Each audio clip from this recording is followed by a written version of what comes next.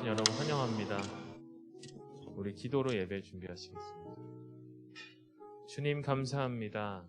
이렇게 좋은 날씨를 주시고 또 그 가운데 우리를 예배로 부르셔서 이곳에 함께 하시게 하심을 감사드립니다. 주님, 삶에 힘들고 지칠 때에 이정표가 되시는 주님, 주님의 말과 글, 주님의 그 기록들이 우리를 가르치시는 것을 믿습니다. 우리의 삶의 스승 되시고 우리의 삶의 지표 되시는 주님, 이 시간 함께하여 주시옵소서. 우리 예배에 친히 찾아오셔서 우리를 돌보아 주시옵소서. 주님, 감사합니다. 이 모든 말씀 우리 주 예수 그리스도의 이름으로 기도드렸습니다. 아멘. 우리 찬양으로 예배를 준비하시겠습니다.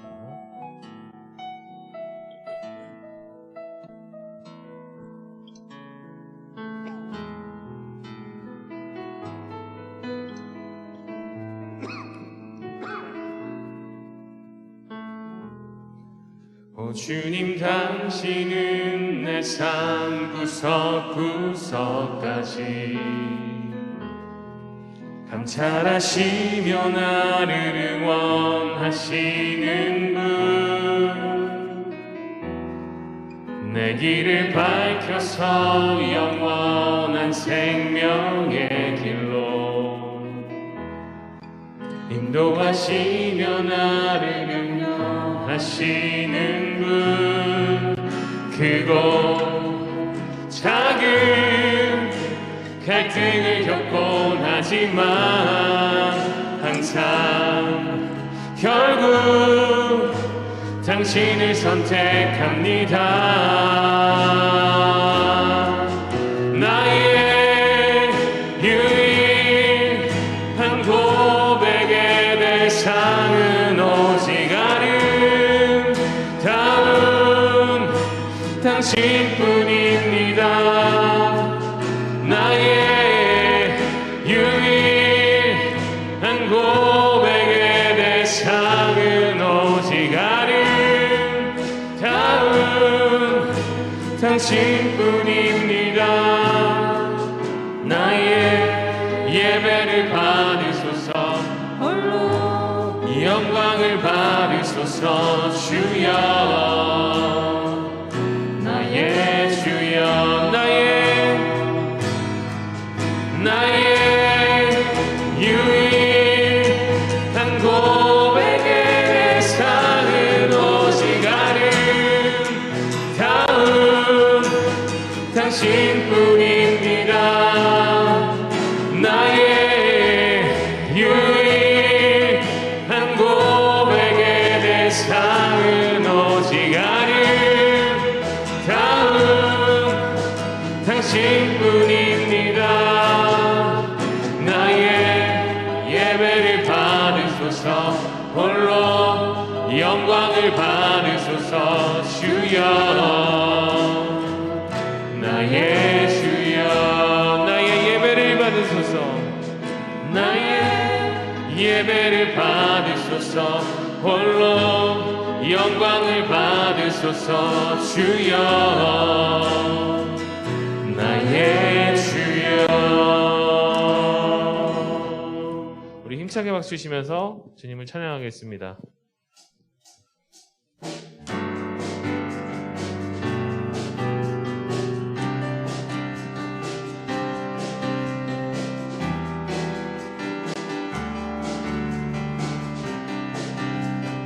주 신실하심 놀라워, 주 신실하심 놀라워. 죄인의 마음 흔드네, 죄인의 마음 흔드네. 자비의 물가로, 자비의 물가로 인도하시니 그 무엇도 끊지 못해. 주여, 주여 기억하소서. 주 백성 자녀를 신실한 주님의 약속, 주님의 은혜,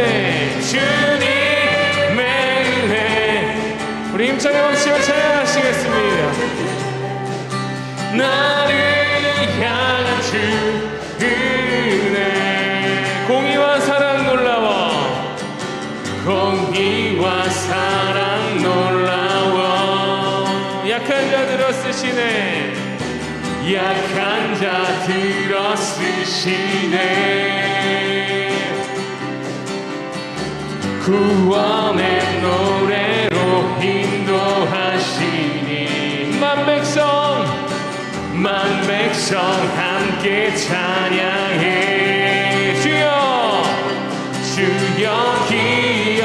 기억하소서 주 백성 자녀들 신실한 주님의 약속 주님의 은혜 내게 넘치네 나를 향한 주 은혜 주님의 은혜 내게 넘치네 나를 향한 주 은혜 주님의 임재 앞에서 박수 치면서 주님의 임재 앞에서 권능의 날개 아래서 그의 능하신 행동을 인하여 찬양해 주님의 임재 앞에서 권능의 날개 아래서 그의 능하신 행동을 인하여 찬양해 주의 나라 주의 권세 찬양 주의 입안에 모든 권세 굴복하는 임재 앞에 주의 나라 주의 권세 찬양 주의 입안에 모든 원수 굴복하는 내가 춤을 출 때 다윗처럼 춤을 추면서 전심으로 주를 즐거워하라 모든 만물들아 찬양하라 영원히 다윗처럼 춤을 추면서 전심으로 주를 즐거워하라 모든 만물들아 찬양하라 영원히 다윗처럼 춤을 추면서 전심으로 주를 즐거워하라 모든 만물들아 찬양하라 영원히 우리 한 번 더 다윗처럼 춤을 추면서 전심으로 주를 즐거워하라 모든 만물들아 찬양하라 영원히 주께 영광의 박수 올려드립니다. 할렐루야.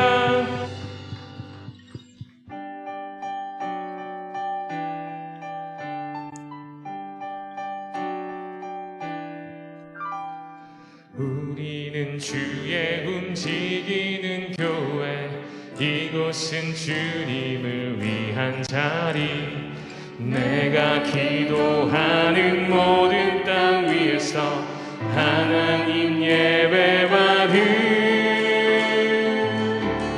그날을 고대하네 나의 노래로 주님의 성전을 드리 높임을 받으소서 이스라엘 거하신 주님은 거룩하십니다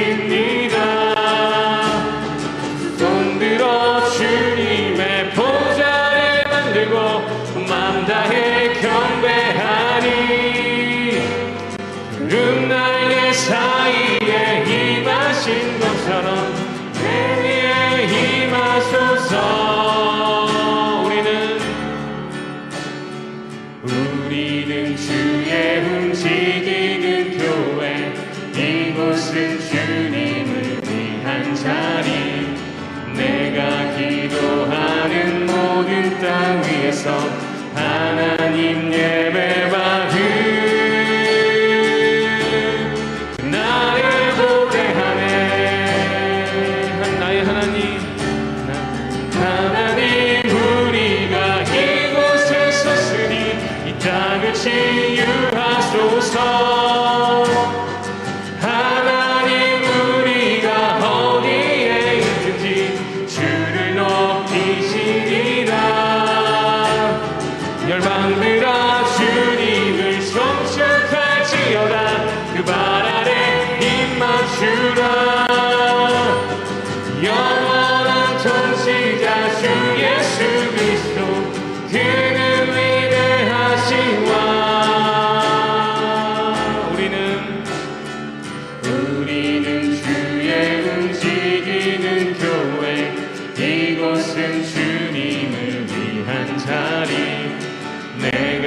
기도하는 모든 땅 위에서 하나님 예배받음 그날을 고대하네. 나의 노래로 주님의 성전을 지으리. 높임을 받으소서. 이스라엘 찬송 중 거하신 주님은 거룩하십니다. 손들어 주님의 보좌를 만들고 온 마음 다해 경배하니. 날개 사이에 임하신 것처럼 내 뒤에 임하소서. 우리는 주의 움직이는 교회, 이곳은 주님을 위한 자리. 내가 기도하는 모든 땅 위에서 하나님 예배받음 그날을 고대하네.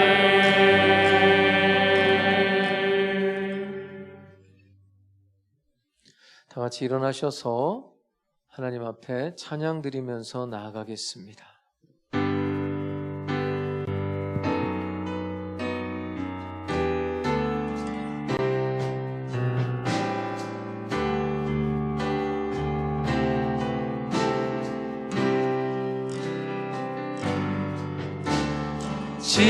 지존하신 주님 이름 앞에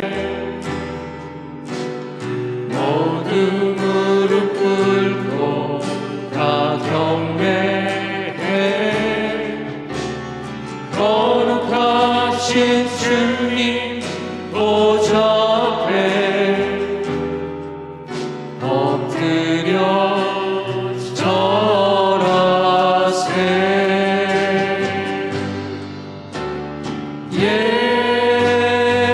예수는 그리스도, 예수는 주,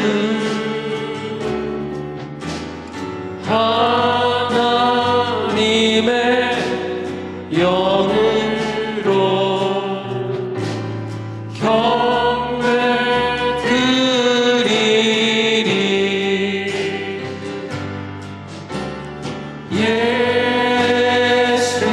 예수는 그리스도, 예수는 주,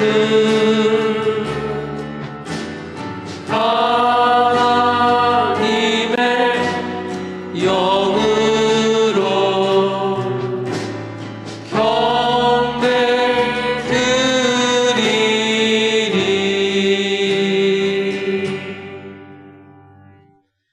다 같이 하나님 앞에 고개 숙여 참회의 기도를 드리겠습니다. 긍휼과 자비와 사랑이 풍성하신 아버지 하나님, 불의한 길을 가고 있을 때 참으셨으며 말씀을 거역할 때에도 버리지 아니하셨고 계속해서 붙드시고 감화하시는 주님의 자비의 손에 이끌려 오늘도 부끄러움을 무릅쓰고 주님 앞에 나와 참회의 기도를 드립니다. 입술에 죄가 있었습니다. 생각에 죄가 있었습니다. 발걸음에 불의함이 있었습니다. 선을 생각하는 가운데 교만이 있었습니다. 의를 생각하는 가운데 독선이 있었습니다. 진리를 이야기하는 중에도 원망이 있었습니다. 하나님 사업을 생각하면서도 게으르고 자기중심적이었습니다. 선한 기회를 많이 주셨으나 할 수 있는 때 하지 못했고 할 수 없는 지금에 와서야 후회하고 있습니다.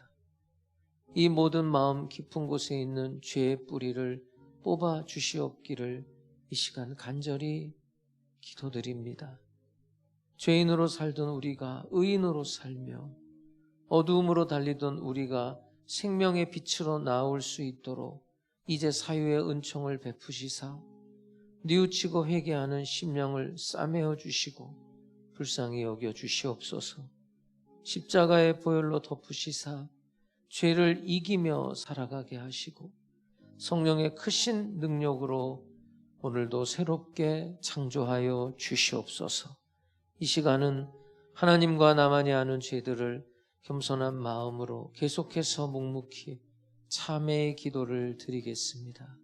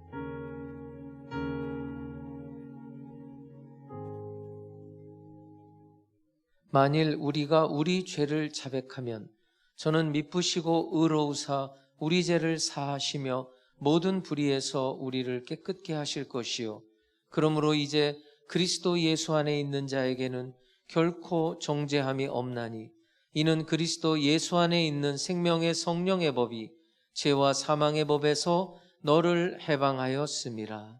아멘. 전능하사 천지를 만드신 하나님 아버지를 내가 믿사오며 그 외아들 우리 주 예수 그리스도를 믿사오니 이는 성령으로 잉태하사 동정녀 마리아에게 나시고 본디오 빌라도에게 고난을 받으사 십자가에 못 박혀 죽으시고 장사한 지 사흘 만에 죽은 자 가운데서 다시 살아나시며 하늘에 오르사 전능하신 하나님 우편에 앉아 계시다가 저리로서 산자와 죽은 자를 심판하러 오시리라. 성령을 믿사오며 거룩한 공회와 성도가 서로 교통하는 것과 죄를 사하여 주시는 것과 몸이 다시 사는 것과 영원히 사는 것을 믿사옵나이다. 아멘.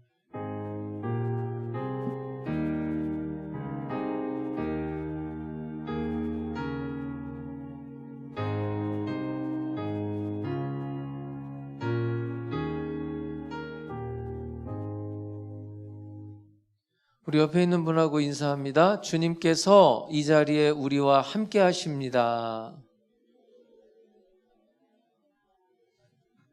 네, 자리에 앉으셔서 찬송가 336장 찬양 드리겠습니다.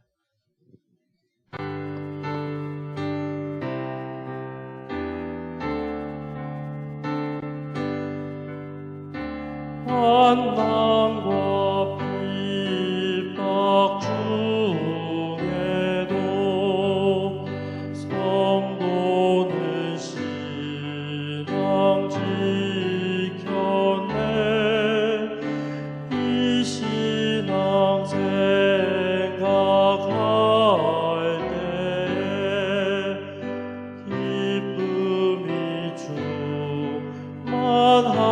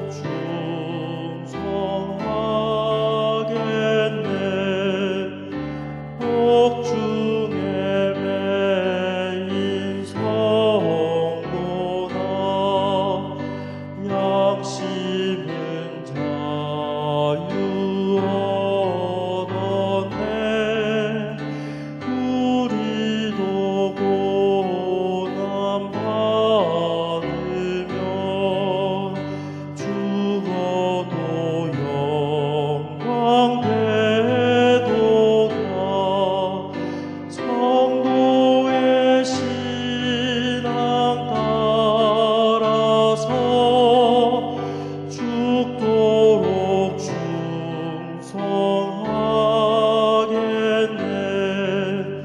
성도의 신앙 곳마다 원수도 사랑하겠네.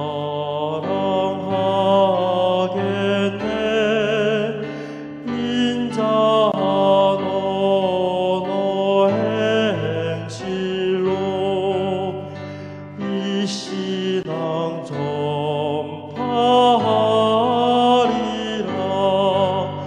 성도의 신앙 따라서 죽도록 충성하겠네. 아멘.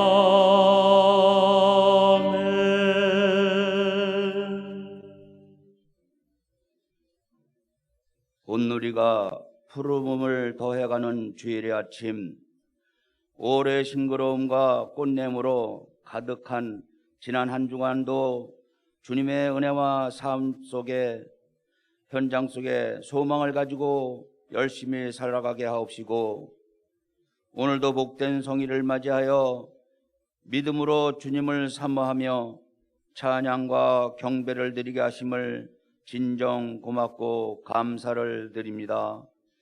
어제의 잘못된 저희의 삶을 이 시간에도 긍휼을 베푸사 모든 지난날의 죄를 십자가 아래 내려놓을 때에 머리에서 발끝까지 주님의 보혈로 깨끗게 씻어주사 이 시간 드리는 예배가 영과 진리로 새 영과 새 마음으로 드려지게 인도하여 주옵소서. 너희는 이 세대를 본받지 말고 오직 마음을 새롭게 함으로 변화를 받아 하나님의 선하시고 온전하신 뜻이 무엇인지 분별하도록 하라고 하셨사오니, 저희들이 성령 충만한 믿음으로 돼서 이 세상 유혹에 빠지지 않게 하옵시고, 주님의 크고 놀라우신 은총으로 인하여 기쁨과 소망이 넘치는 복된 생활이 되게 주님께서 축복하여 주옵소서. 나라와 민족을 사랑하여 주옵시며 새로운 대통령으로부터 세워주신 위종자들이 주님을 더욱 경외하며 정치할 수 있게 하옵시고, 이 나라를 여야가 당리당략하지 않고 합력하여 잘 사는 나라 선진대열로 이끌어가는데 부족함이 없게 축복하여 주옵소서. 평안하여 던진이 서가는 하남 순복음교회를 더욱 붙잡아 주옵시며, 이 어두운 시대에 교회의 역할이 막중함을 느낍니다. 탕류에 휩쓸려가는 교회가 되지 않게 하옵시고, 이 세상을 주님의 밝은 빛으로 인도하는데 부족함이 없는 본교회가 될 수 있도록 더욱 붙잡아 주시옵소서. 이를 위해 수고와 기도를 아끼지 않는 이영복 당회장 목사님을 성령의 두루마기로 더욱 감싸주사 영육간의 강감을 허락하여 주옵시며, 오늘도 단위에서 말씀을 전하실 때에 기적과 이적만이 창출되게 역사하여 주옵소서. 사랑의 하나님, 특별히 가정의 달을 맞이하여 사랑으로 하나가 되어 전 성도가 만민에게 복음을 전파하며 이웃을 더욱더 돌아보는 아름다운 하남 순복음교회 공동체가 되게 주님께서 인도하여 주옵소서.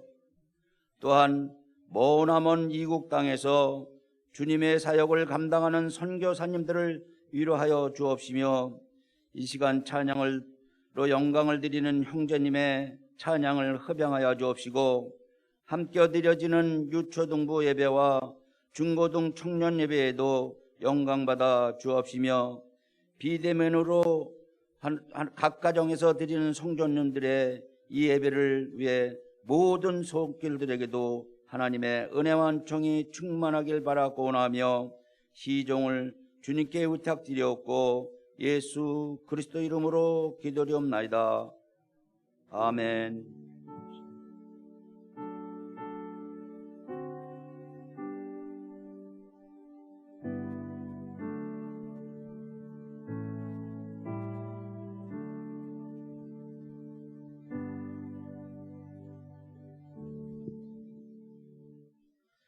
하나님의 말씀 마태복음 14장 1절에서 12절까지 말씀 보겠습니다. 마태복음 14장 1절에서 12절 우리 함께 읽겠습니다. 시작. 그때 분봉왕 헤롯이 예수의 소문을 듣고 그 신하들에게 이르되 이는 세례 요한이라 그가 죽은 자 가운데서 살아났으니 그러므로 이런 능력이 그 속에서 역사하는도다 하더라. 전에 헤롯이 그 동생 빌립의 아내 헤로디아의 일로 요한을 잡아 결박하여 옥에 가두었으니 이는 요한이 헤롯에게 말하되 당신이 그 여자를 차지한 것이 옳지 않다 하였음이라. 헤롯이 요한을 죽이려 하되 무리가 그를 선지자로 여김으로 그들을 두려워하더니 마침 헤롯의 생일이 되어 헤로디아의 딸이 연속 가운데서 춤을 추어 헤롯을 기쁘게 하니 헤롯이 맹세로 그에게 무엇이든지 달라는 대로 주겠다고 약속하거늘 그가 제 어머니의 시킴을 듣고 이르되 세례 요한의 머리를 소반에 얹어 여기서 내게 주소서 하니 왕이 근심하나 자기가 맹세한 것과 그 함께 앉은 사람들 때문에 주라 명하고 사람을 보내어 옥에서 요한의 목을 베어 그 머리를 소반에 얹어서 그 소녀에게 주니 그가 자기 어머니에게로 가져가니라. 요한의 제자들이 와서 시체를 가져다가 장사하고 가서 예수께 아뢰니라. 아멘.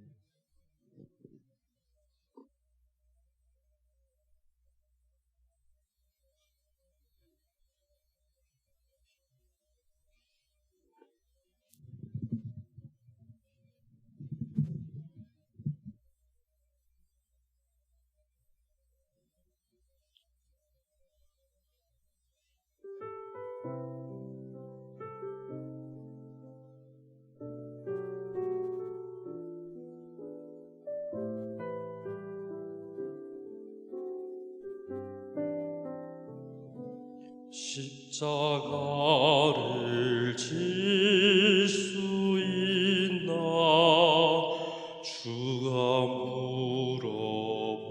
물어보실 때 죽기까지 따르오리. 성도 대답하였다.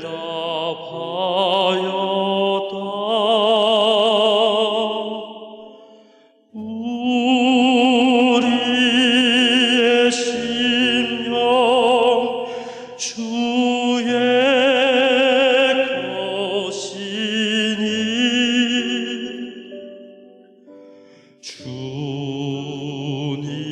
주님의 형상 만드소서. 주 인도 따라 살아갈 동안 사랑과 충성 늘 바치오리다.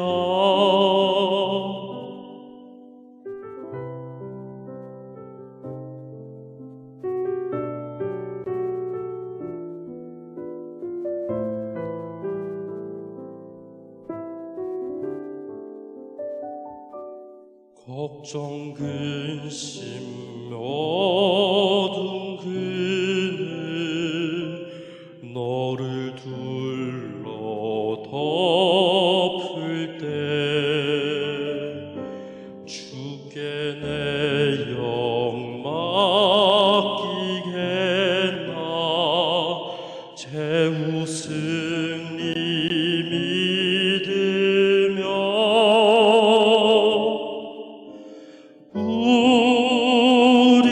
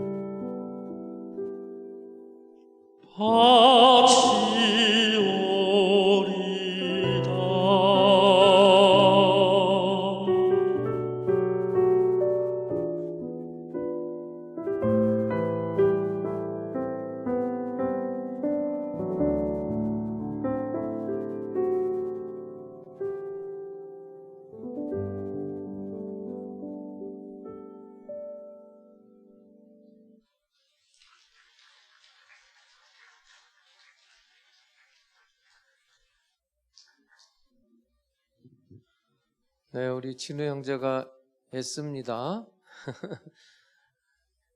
이제 또 새로운 솔리스트 오면은 조금 나을 거예요. 우리 다시 한번 격려의 박수 한번 보내드리겠습니다. 할렐루야. 보고 싶었습니다. 옆에 사람한테 한번 그렇게 인사해 보세요. 보고 싶었습니다.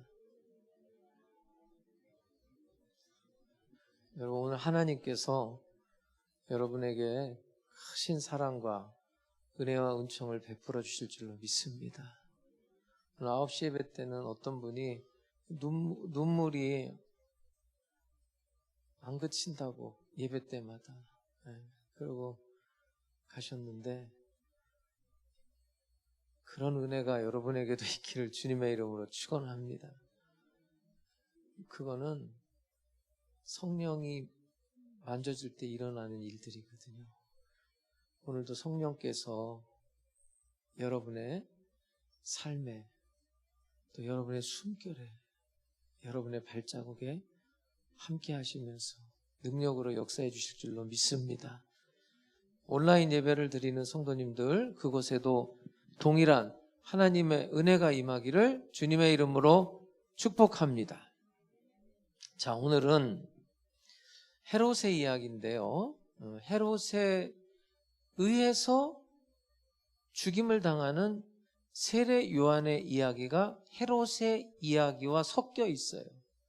그러면서 이 헤롯의 입술을 통해서 놀라운 진리가 선포돼요. 물론 자기는 알지도 못하고 선포하는데, 오늘도 이 말씀을 통해서 여러분에게 큰 은혜가 임하게 될 줄로 믿습니다. 자, 1절을 한번 보면 이제 어떻게 시작하냐면 그때에 이렇게 시작해요. 그때에. 언제냐, 어느 때를 말하느냐. 이제 전장이죠. 13장 끝에 단락을 보면 우리가 2주 전에 말씀을 봤죠. 예수님께서 고향을 방문하셨어요. 그런데 그 고향의 방문이 유쾌한 방문이 아니었어요. 굉장히 불편했어요.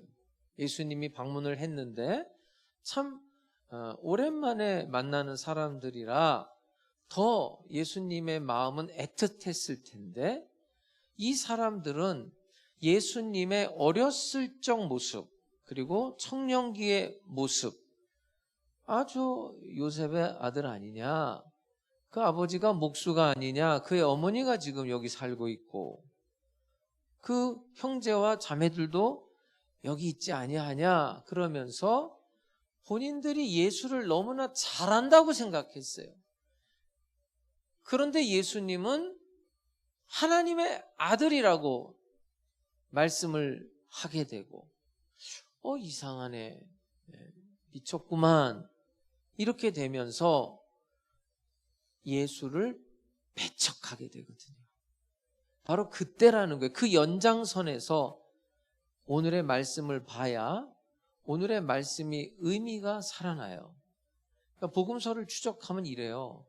예수님에 대해서 일단은 무지해요. 어떻게 보면 그 제자들도 예수님을 올바로 알지를 못한 거예요. 그럼 어떤 결과가 있냐면, 여러분, 무지하면 오해를 일으킵니다.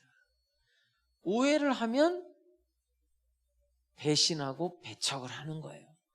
그러다가 어떻게 가죠? 나중에는 죽이는 거예요.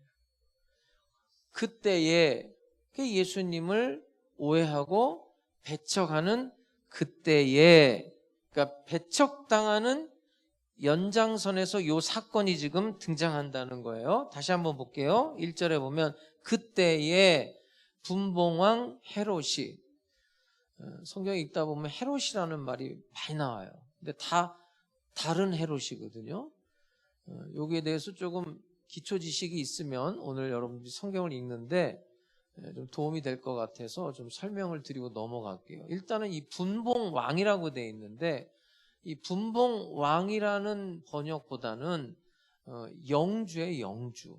예를 들어서 왕이라는 것은 예수님 당시의 헤롯왕, 여기 나오는 헤롯은 헤롯 안티파스고요.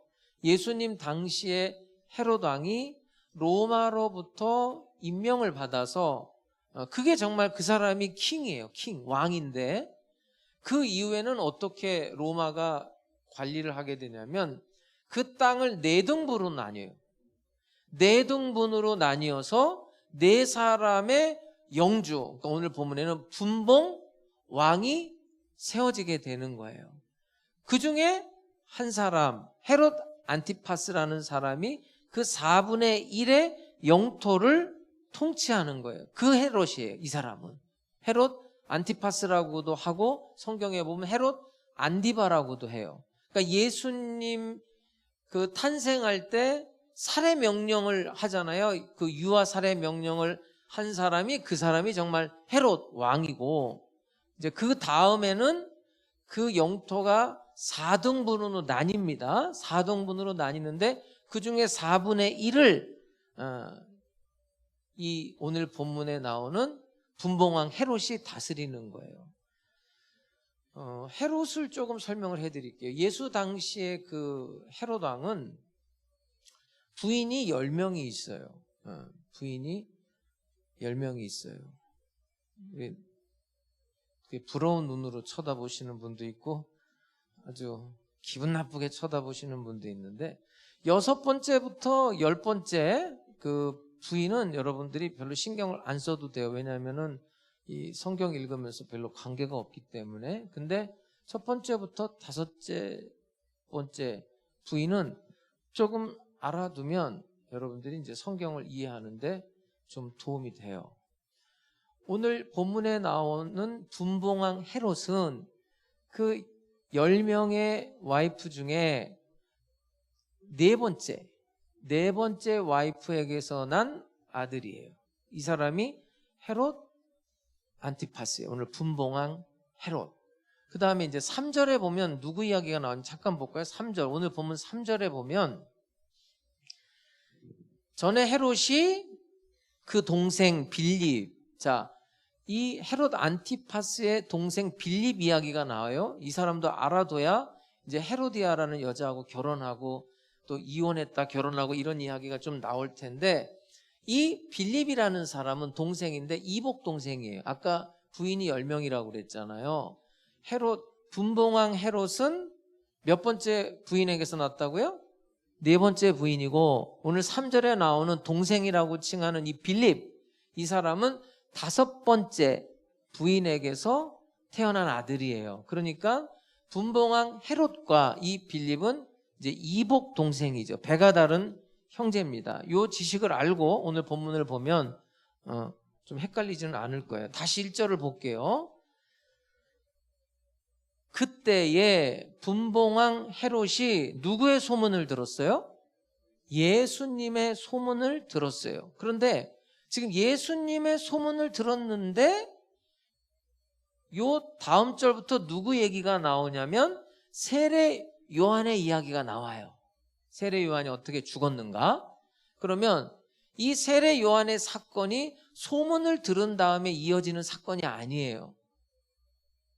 이미 세례 요한은 죽었어요. 이미 세례 요한은 죽고 예수의 소문을 들은 거고요. 그 예수의 소문을 듣고 헤롯이라는 사람이 이미 죽은 세례 요한을 소환한 거예요. 과거에 세례 요한을 소환해서 지금 세례 요한의 죽음을 이야기하는 거예요. 우리가 이제 어떤 이야기를 할 때 과거에 대한 이야기를 하잖아요. 예를 들어 선교에 대한 이야기다. 우리가 3년 전에 그때 코로나 전에 필리핀에 선교를 갔었지. 그 선교 가서 김대만 선교사님도 만나고 뭐 이렇게 얘기를 하는 거는 지금 현재 이야기를 할 때 그 이야기를 좀 더 곤고하게, 견고하게 지금의 이야기를 더 설명을 하기 위해서 과거에 있었던 일을 끌어들이는 거거든요. 지금 이 세례 요한의 사건은 이미 죽었어요. 죽었는데 이제 이 이야기를 하기 위해서 과거의 세례 요한이 어떻게 죽었는가를 끌어들이는 거지, 지금 여기서 죽은 게 아니에요. 이미 죽은 겁니다. 그걸 알고 이제 성경을 보시면 됩니다. 자, 세례 요한이 죽은 다음에 어떤 일이 있었냐면, 이제 오늘 본문에 보면 예수의 소문을 들었다는 건 뭐냐면 민심이 예수님께로 향했다는 거예요. 그러니까 세례 요한이 죽기 전에는 사람들의 마음이, 민심이 세례 요한에게 가 있었어요. 아, 저 사람 훌륭한 사람이다. 광야에 외치는 자의 소리로서 하나님의 말씀을 전하는 그 사람에 대해서 유대인들이기 때문에, 하나님의 백성들이기 때문에 온통 관심이 세례 요한에게 있었어요. 그런데 세례 요한이 죽은 다음에는 어떤 일이 일어났냐면 모든 민심이 예수님께 초점이 맞춰진 거예요. 세례 요한이 죽은 다음에 예수님께서 병든 자를 치료하시고 가난한 자를 만나시고 귀신을 쫓아내시고 또 세리와 죄인들의 친구라는 별명을 얻으면서 모든 민심, 모든 사람들의 말 속에 누가 거론됐냐면 예수라는 사람이 거론된 거예요. 특별히 이제 이 유대인들은 매년 찾아오는 게 유월절인데 이 유월절이 올 때마다 해방, 독립을 기대하는 거예요. 우리가 일제 36년 하에서 그러니까 3.1운동 같은 그런 걸 생각을 하는 거예요. 그러니까 헤롯이 모든 민심이 지금 예수에게 집중되면서 그런 소문을 들으면서 정치가로서 지금 머리가 복잡한 거예요. 아주 신경이 쓰이는 거예요. 그런데 어처구니 없게도 바로 이 사람의 입술을 통해서 진리가 선포돼요. 오늘 제가 말하고 싶은 것을 이 사람이 얘기해요. 뭐라고 이야기하냐? 자, 2절을 볼게요. 자, 오늘 본문 2절을 보면 이제 예수의 소문을 듣고 이 사람이 하는 말이에요. 그 신하들에게 이르되 이는 세례 요한이라. 그러니까 지금 예수님 이야기를 듣고 예수에 대해서 하는 말이 이는 세례 요한이라. 그가 죽은 자 가운데서 살아났으니, 이미 세례 요한은 죽었잖아요. 그 세례 요한을 떠올린 거예요. 예수님의 이야기를 들으면서 이거 세례 요한이야.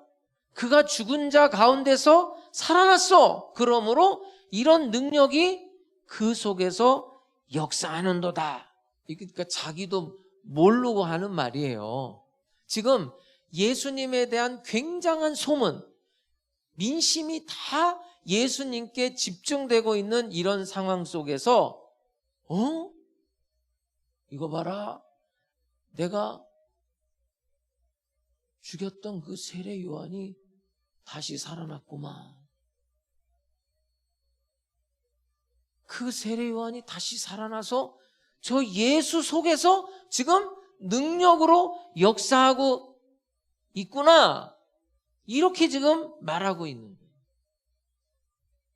진리를 이야기하고 있는 거예요. 그런데 딱한 건 이 사람이 그냥 도구로만 쓰이고 있는 거예요. 자기도 모르고 하는 말이에요. 여러분, 우리가 어디 갈 때 스타필드 같은데 이렇게 큰 건물 같은데 지하 들어가면 참 어려워요. 그죠? 어디가 출구인지 모르겠고 어떤 경우에는 그냥 뺑뺑 돌 때도 있잖아요. 그래도 이정표가 있어요.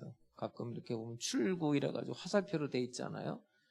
그러면 그걸 따라가면 되는 거잖아요. 그 이정표 같은 거예요. 자기는 가르쳐주면서 자기는 진리를 말하면서 자기는 움직이질 않아요. 그 진리 가운데 서지를 않아요. 그걸 따라가지는 못하고 그냥 가리키고만 있는 거예요. 자, 지금 헤롯이, 이 분봉왕 헤롯이 헤롯 안티파스예요. 예수의 소문을 듣고 지금 세례 요한을 떠올린 거예요.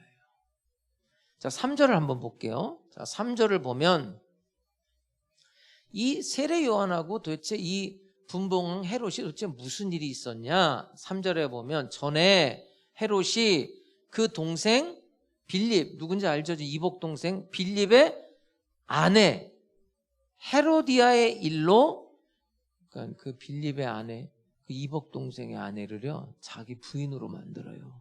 이 사람이 그 일로 요한을 잡아 결박하여 옥에 가두었으니. 자, 원래 이 헤롯 분봉왕 헤롯 안티파스의 부인은 누구냐면 아르타스 왕국의 공주예요. 그런데 이 사람이 자기 이복 동생 빌립의 아내, 그 아내를 자기 부인으로 삼으려고 자기 본초를 야, 니네 왕국으로 가 이러고 쫓아내요. 그러니까 그 본초가 그 왕국의 공주인데, 그 공주의 아버지가 친정딸이 왔으니 어떻게 했을 것 같은? 화가 났겠죠. 그래서 군대를 보내요. 전쟁을 일으킨다고요. 그래서 여기서 대패예요. 대패. 유대가 대패를 하거든요. 그래서 민심이 어떻게 돌아갔냐면, 거 봐라, 본초를 버리더니 저 전쟁에서 대패하고 쯧쯧쯧 저 정권력에 사로잡혀서 저 짓을 하더니 쯧쯧쯧 이렇게 민심이 떠들어대고 있는 거예요. 그러면 도대체 이 분봉왕 헤롯이라는 사람은 자기 이복 동생 빌립의 아내 헤로디아라는 여자를 왜 자기 본처까지 쫓아내면서 자기 와이프로 받아들이려고 했을까? 이유가 있어요. 이 헤로디아는 그 유대 민족으로 보면 아주 유명한 가문인 거예요. 예를 들면 뭐 미국 얘기를 하면 뭐 케네디가의 가문, 요즘에는 그 부시 아버지도 대통령하고 아들도 대통령 했다고 그래서 그 부시 가문, 이런 가문이 정치 권력의 중심에 서 있거든요. 그런 거랑 똑같아요. 자기는 정권을 잡으려고 하는데 자기 부인이 정통성 있는 유대의 핏줄을 가지고 있는 이 여자를 자기 아내로 들임으로 인해서 자기의 정권이 정통성을 입증받기를 원했던 거예요. 그래서 이 여자랑 결혼을 꿈꾸는 거예요. 그럼 이 여자는 왜 또 분봉왕 헤롯에게 두 번째 결혼을 하냐? 또 이유가 있어요.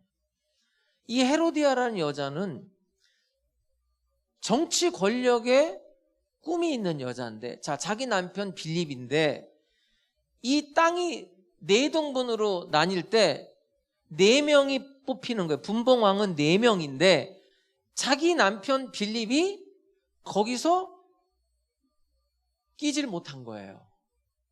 그 자리에서 밀린 거예요. 다른 사람들한테.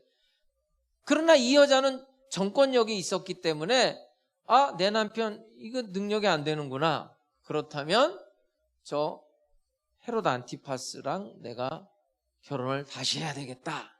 그래서 이 분봉왕 헤롯에게 제안을 한 거예요. 이 헤로디아가 너도 나 같은 여자랑 살면, 이런 좋은 집안의 여자랑 살면 너도 좋고, 그러나 네 아내를 쫓아내고 이혼해라.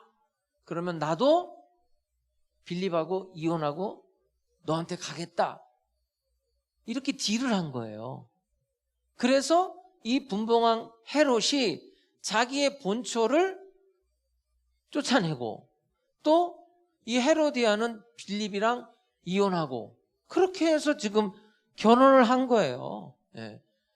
그런 상태에서 아까도 말씀드렸지만 아르타스 왕국에서 그 공주가 쫓겨왔으니까 군대를 보내서 대패를 하니까 거 봐라, 쯧쯧쯧 그 정권력에, 권력에 눈이 멀더니만 이런 상황이에요. 이런 상황인데 한편에서는 또 민심이 예수님께 집중을 하고 있는 거예요. 예수의 소문이 이 사람에게 들린 거란 말이에요. 많은 사람들이 예수를 따르니까 지금 이 사람은 분봉 왕임에도 불구하고 불안한 거예요. 내가 죽였던 세례 요한이 다시 살아났구나. 부활했구나. 그 능력이 지금 저 사람한테 나타나고 있구나. 여러분, 겉으로는 얼마나 화려해요. 왕이에요, 왕. 분봉 왕이긴 하지만. 그러나 속으로는 불안한 거예요. 이게 지금 이 사람의 모습이라는 거예요. 성경에 보면 세례 요한이 왜 감옥에 갔느냐, 왜 죽었느냐, 바로 이거예요. 이 헤롯 안티파스의 스캔들을 지적한 거예요. 자기 동생 아내를 빼앗은 것, 그렇게 한 거 옳지 않습니다. 그러니까 지금 세례 요한이라는 사람이 정치적으로 간섭한 게 아니에요. 하나님의 말씀에 비추어 볼 때 당신이 그렇게 당신 동생의 아내를 아내로 삼은 거는 그거는 크게 잘못된 것입니다. 이렇게 말한 거란 말이에요. 이렇게 지적질을 한 거예요. 요즘도 생각해 보세요, 여러분. 저도 정치 이야기는 안 합니다. 강대상에서. 종교 분리. 저는 맞다고 생각해요. 정치와 종교가 분리돼야 돼요. 그러나 생각해 보세요. 정부에서 하는 일이라고 해서 우리가 아무 말도 안 합니까? 예를 들면 제가 지금 총회 임원으로 있으면서 정부에 계속 문서를 집어넣고 우리 가만 안 있겠다, 우리 나가서 데모라도 할 거다라고 했던 사건이 얼마 전에도 사인해서 제가 집어넣은 게 뭐냐면 동성애 문제예요. 동성애. 이게 동성애를 합법화하려고 하고 있단 말이죠. 근데 우리는 하나님의 말씀에 비추어서 안 된다, 그렇게 하지 말아라. 그게 지금 우리가 정치에 관여하는 겁니까? 그건 아니에요. 아무리 정부에서 어쩌고 저쩌고 해도 이건 하나님의 말씀에 틀린 겁니다 하면 이야기를 해야 되는 거예요. 지금 세례 요한이 정치를 한 게 아니에요. 지금 당신 동생의 아내를 당신 본처 쫓아내고 동생 아내 뺏어가지고, 물론 뭐 뺏은 건 아니에요. 이 여자도 자기가 자발적으로 온 거긴 하지만 레위기에 보면 하나님의 율법에 당신 그거 틀렸습니다, 잘못된 것입니다, 그건 죄악입니다, 이렇게 지적질을 하다가 옥에 갇힌 거예요. 그러니 헤롯 이 사람도 이 사람이지만 헤로디아라는 여자는 어땠을 것 같아요? 이 여자의 마음이 성경에 이렇게 나와요. 마가복음을 잠깐 볼게요. 오늘 보면 마태복음에 나와 있는 이야기는 마가복음에도 있고 누가복음에도 있는데 마가복음에 좀 더 자세히 나와 있어서 제가 이 헤로디아 여자의 마음을 좀 말씀드릴게요. 이렇게 지적질을 했을 때 이 헤로디아 이 여자의 마음은 이랬어요. 마가복음 6장 19절을 볼게요. 헤로디아가 요한을 뭘로 생각해요? 원수로 여겨요. 그래서 어떻게 하고 싶어 했어요? 죽이고 싶었다는, 네? 이 헤로디아가 요한이 그렇게 지적질을 하니까 원수로 생각하면서 죽이고 싶었던 거예요. 자, 시집은 왔는데, 자, 시집 올 때 또 이 여자가 누굴 데리고 오냐면 자기의 원래 남편 빌립에게서 난 딸을 데리고 와요. 시집 올 때 혼자 오는 게 아니라 그 딸의 이름이 살로메라는 여자예요. 살로메. 춤을 잘 추는 그런 여자였던 거예요. 이뻐가지고. 살로메라는 소설도 있고, 저는 연극도 봤거든요. 연극. 네? 물론 뭐 그런 소설이나 연극은 약간 성경에서 좀 벗어나서 드라마틱하게 좀 꾸미지만, 어쨌든 이 헤로디아라는 여자가 시집을 올 때 자기 딸 전 남편에게서 난 딸을 데리고 와요. 그러면서 이제 오늘 본문에 세례 요한이 어떻게 죽었는가를 설명하는데 헤롯의 생일날, 생일 잔치 때 죽은 사건이 기록되어 있어요. 마가복음을 한번 볼게요. 마태복음에도 있지만 마가복음을 통해서 좀 보면, 자, 6장 20절을 볼게요. 헤롯이 요한을 어떤 사람으로 알아요? 의롭고 거룩한 사람. 그러니까 지적질은 당했지만 저 사람은 의로운 사람이야. 저 사람은 거룩한 사람이야. 그렇게 알고 있는 거예요. 그래서 알고 두려워하여 보호했다. 이건 무슨 얘기냐면요, 헤롯을 헤로디아가 죽이려고 하거든요. 그걸 보호해 준 사람이 헤롯이에요. 왜냐하면 이 유대인의 1년에 한 번씩 돌아오는 이 6월절에 폭동이 일어나거든요. 우리로 말하면 독립운동이 일어나요. 그럼 이게 골치 아파지는 거예요. 지금 민심이 세례 요한에게 집중되어 있는데 만약에 세례 요한이 감옥에서 누군가에게 독사를 당한다든지, 지금 헤로디아는 아주 대놓고 죽이려고 하고 있으니까, 그러니까 그러면 자기는 정치가로서 감당하기가 어렵다고 생각한 거예요. 그래서 오히려 보호했어요. 왜냐하면 정치공학상 이거는 자기가 다 덮어쓰게 돼 있단 말이에요. 그래서 보호했단 말이에요. 그러나 이 사람 마음은 저 사람 거룩한 사람인데, 의로운 사람인데, 무슨 얘기냐면 석방도 하고 싶었던 거예요. 그런데 석방도 못해요. 왜요? 아내가 원수처럼 생각하니까, 자기 아내가 죽이고 싶어 하니까 지금 헤롯의 입장은 이러지도 못하고 저러지도 못하고, 이게 헤롯의 이중성이에요. 근데 여러분, 이 모습이 바로 오늘날 현대인들의 모습이에요. 오늘날 그리스도인이라는 사람들의 모습이에요. 이러지도 못하고 저러지도 못하고, 네?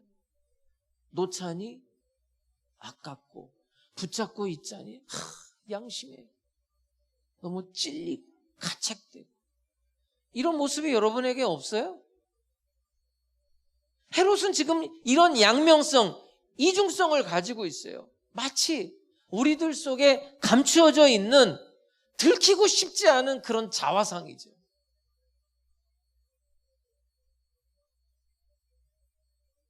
놓아줄 수도 없고 붙잡을 수도 없고.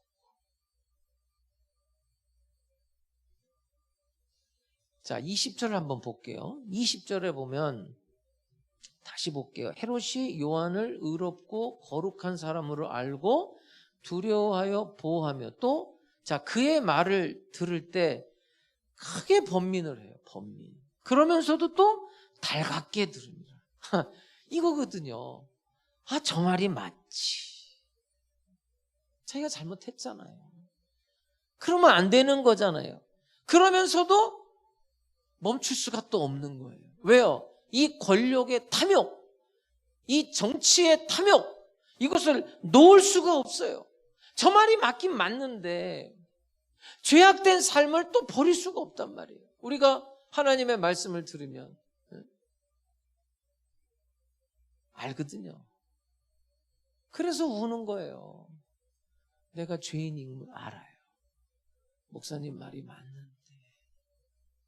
그런데 또 이 성전을 나가는 순간부터 육신의 정욕, 안목의 정욕, 이생의 자랑의 삶을 또 놓을 수도 없고, 그러니까 번민을 하는 거예요. 그 말씀을 달가워하면서도 번민을 하고 있단 말이에요. 여러분, 그리스도인의 밑바닥에 있는 그 들키고 싶지 않은 마음이 바로 이거예요. 번민도 하고 괴로워도 하면서, 그러나 또 내가 즐기고 있는 건 놓고 싶지 않고, 놓자니 아깝고 붙들고 있자니 양심의 가책이 되고, 이게 지금 헤롯의 마음이에요. 여러분은 그렇지 않아요? 이게 깨져야 돼요, 이게. 자, 그러면서 21절 계속 볼게요. 마침 기회가 좋은 날이 왔으니, 이게 뭐냐면 헤로디아가 세례 요한을 원수로 생각하고 죽이고 싶었는데 딱 기회가 왔다는 거예요. 기회를 잡았다는 거예요. 곧 헤롯이 자기 생일에 대신들과 천부장들과 갈릴리의 귀인들이, 갈릴리의 귀인들은 VIP, 로얄층을 말하는 거예요. 모든 VIP들이 로얄층에 있는 사람들이 생일이니까, 생일 잔치니까 다 온 거예요. 생일날. 더불어 잔치할세. 22절에 보면 헤로디아의 딸이, 아까 제가 말씀드렸죠, 살로메, 이 여자를 데리고 왔다고 그랬잖아요. 시집 올 때 헤로디아의 딸이 친히 들어와 춤을 추어 헤롯과 그와 함께 앉은 자들을 기쁘게 한지라. 왕이 그 소녀에게 이르되 무엇이든지 원하는 것을 내게 구하라. 맹세를 해요. 무엇이든지 원하는 걸 내게 구하라 주리, 이렇게 한 번만 말하는 게 아니라 거듭거듭 말해요. 뭐라고 말하냐면 23절에 보면 또 맹세해요. 또 한 번 말하고 끝난 게 아닙니다. 복수예요. 무엇이든지 네가 내게 구하면 내 나라의 절반까지라도 주리라 하거늘. 24절에 보면, 자, 그 말을 들은 살로메가 자기 엄마 헤로디아를 찾아가요. 그가 나가서 그 어머니에게 말하되 내가 무엇을 구하리까? 이렇게 뭐 나라의 절반도 준다는데, 그 어머니가 이르되 세례 요한의 머리를 구하라. 왜요? 원수니까. 죽이고 싶었는데 이건 기회다. 그 귀인들 앞에서, 로얄층 VIP들 앞에서 왕으로서 자기가 말을 하면 그 말 바꾸지 못할 거다. 여러분, 이게 유대인들의 체면 문화예요. 우리나라랑 좀 비슷해요. 공적인 장소에서 말한 것을 뒤집지 않으려고 그래요. 자기 체면이 있기 때문에. 그것을 생각하면서 왔다. 이번이 기회야. 이번이 쩔어의 기회야. 세례 요한의 목을 쳐내야 되겠다. 이렇게 생각한 거예요. 자, 그래서 25절에 보면 그가 곧 왕에게 급히 들어가 구하여 이르되, 이제 자기 엄마 말 듣고 하는 거예요. 세례 요한의 머리를 소반에 얹어 곧 내게 주기를 원하옵나이다 하니, 왕이 심히 근심하나, 자기가 맹세한 것과 근심이 되죠. 지금 민심이 다 세례 요한에게 집중되어 있는데, 그리고 자기는 그 세례 요한의 지적질을 받고 또 전쟁에서도 패한 상태인데 참 힘들죠, 정치가로서. 하지만 자기가 맹세한 게 있단 말이에요. 지금 맹세한 것과 그 앉은 자들로 인하여 그를 거절할 수 없는지라. 왕이 곧 시병 하나를 보내어 요한의 머리를 가져오라 명하니, 그 사람이 나가 옥에서 요한을 목베어 그 머리를 소반에 얹어다가 소녀에게 주니, 소녀가 이것을 그 어머니에게 주니라. 그 살로메라는 연극 보면요, 그거를 거기다 키스까지 해요. 이 또 헤로디아가. 물론 이건 뭐 작가의 상상력인데, 이렇게 해서 어이없이 죽어요, 어이없이. 그러면서 이제 어떻게 끝나냐면 보세요. 29절에 요한의 제자들이 듣고 이제 죽었다는 걸 들은 거죠, 제자. 그래서 와서 시체를 가져다가 뭐를 해요? 장사하니라. 이러고 끝이에요. 그런데 우리는 지금 마태복음을 보고 있잖아요. 마태복음은 얘기가 여기서 끝나지 않아요. 지금 마가복음을 지금 읽었는데, 마가복음과 누가복음은 그러니까 요한의 제자들이 듣고 요한의 시체를 가져다가 장사를 지내냐, 이걸로 끝나요. 그런데 우리가 지금 오늘 본문으로 삼은 마태복음은 조금 달라요. 뭐가 다른가 한번 맞춰보세요. 볼게요. 오늘 자 본문으로 다시 돌아와서 오늘 본문 끝절을 볼게요. 14장 12절에 보면 요한의 제자들이 와서 시체를 가져다가 장사하고 이렇게 끝났는데, 마태복음 뭐라고 돼 있어요? 가서 뭘 했어요? 예수께 아뢰니라. 그러니까 요한의 제자들이 요한이 죽은 걸 알고 시체를 가져다가 장사를 하고 끝난 게 아니라 마태복음에 보면 장례를 치른 다음에 예수를 찾아간 거예요. 그러니까 여러분, 이 마태복음을 보면요, 세례 요한의 제자가 예수님을 방문한 게 2번이에요. 2번. 오늘 본문에도 나와 있지만 우리가 마태복음 11장에서 어떤 이야기를 봤죠? 세례 요한이 지금 분봉왕 헤로디아의 일을 지적질을 해서 옥에 갇혔거든요.